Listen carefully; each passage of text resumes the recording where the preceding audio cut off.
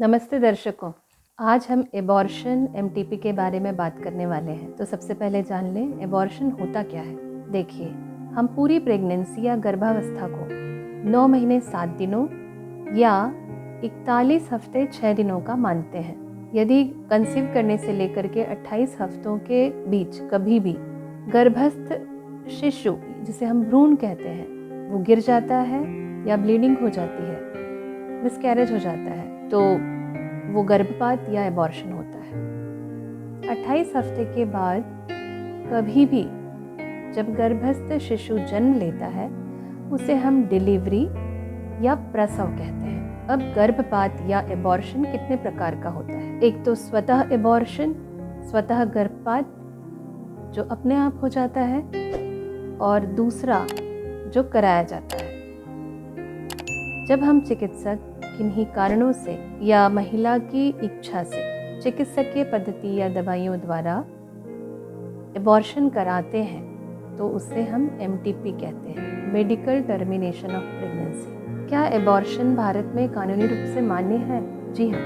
कोई भी महिला जो 18 वर्ष से अधिक की उम्र की है, विवाहित या अविवाहित, मानसिक रूप से स्वस्थ है, वो अपनी मर्जी से एबॉर्शन करा सकती है। लेकिन यदि लड़की नाबालिग है, 18 वर्ष से कम की है, या किसी भी उम्र की महिला जो मानसिक रूप से विक्षिप्त है, उसका एबॉर्शन उसके परिजनों की सहमति से किया जाता है। इसका मतलब तो ये हुआ कि कोई भी महिला कभी भी चाहे, कितनी बार भी चाहे, अपना एबॉर्शन करा सकती है?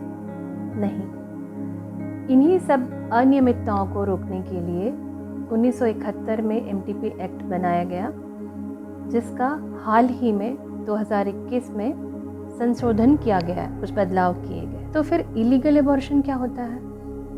देखिए, यदि एबॉर्शन एमटीपी एक्ट के नियमों को ना मानते हुए किया जाए या भ्रूण का सेक्स परीक्षण करने के बाद, ये जानने के बाद कि भ्रूण लड़की का है, और फिर एबॉर्शन करवाया जाए, तो ये इलीगल एबॉर्शन की श्रेणी में आता है। और इसके लिए चिकित्सक को, सोनोलॉजिस्ट को और मरीज को सजा मिल सकती है। अब एबॉर्शन की समय सीमा क्या है? मतलब कोई महिला कितने हफ्ते की प्रेगनेंसी या महीने की प्रेगनेंसी को एबॉर्ट करवा सकती है, जो कि कानूनी रूप से मान्य है। 2021 के बाद मतलब आज 24 हफ्तों की प्रेगनेंसी को महिला एबॉर्ट करवा सकती है। 2021 के पहले ये सीमा 20 हफ्ते तक थी। तो मैं यही कहूँगी कि कोई भी महिला अपने अनचाहे गर्भ को 24 हफ्तों तक एबॉर्ट करवा सकती है। अनचाहा गर्भ जो कि अनप्लान्ड या गर्भ निरोधक गोलियों के फेल होने के फलस्वरूप या किसी भी उपाय के फेल होने के फलस्वरूप हुआ है। 20 से 24 हफ्ते तक गर्भपात करवाने का अधिकार विशिष्ट वर्ग को, जैसे कि रेप सर्वाइवर, नाबालिग, दिव्यांग, विक्षिप्त महिलाओं को है। 24 हफ्ते के बाद एबॉर्शन कानूनी रूप से मान्य नहीं है। तो फिर रेप सर्वाइवर या भ्रूण में कोई गंभीर खराबी होने पर महिला एबॉर्शन के लिए मांग कर सकती है, लेकिन उसे ये अधिकार जिला मेडिकल बोर्ड या न्यायालय से ही प्राप्त हो सकता है। एबॉर्शन की सुविधा सभी बड़े सरकारी अस्पतालों और रजिस्टर्ड प्राइवेट अस्पतालों में मिलती है। एबॉर्शन करने के लिए रजिस्टर्ड मेडिकल प्रैक्टिशनर को प्रशिक्षण लेना पड़ता है। कोई भी एमबीबीएस डॉक्टर प्रशिक्षण लेने के बाद एबॉर्शन कर सकता है। गायनेकोलॉजिस्ट को, जो कि एमएसएमडी या डीजीओ हो सकता है, उसे यह अधिकार प्राप्त है। एबॉर्शन जितना जल्दी करा लिया जाए उतना सुरक्षित होता है। एबॉर्शन कई पद्धतियों द्वारा किया जाता है, जिसमें दवाइयाँ, सर्जरी शामिल है। एमटीपी पिल एबॉर्शन का एक सफल और सुरक्षित तरीका माना जाता है। एमटीपी पिल से कानूनन 9 हफ्ते की प्रेगनेंसी या 63 डेज की प्रेगनेंसी को एबॉर्ट करवाया जाता है। जैसे जैसे गर्भावस्था की अवधि बढ़ती है, एबॉर्शन करने के लिए जो प्रक्रिया अपनाई जाती है वो जटिल हो जाती है और कॉम्प्लिकेशन की संभावना से नकारा नहीं जा सकता।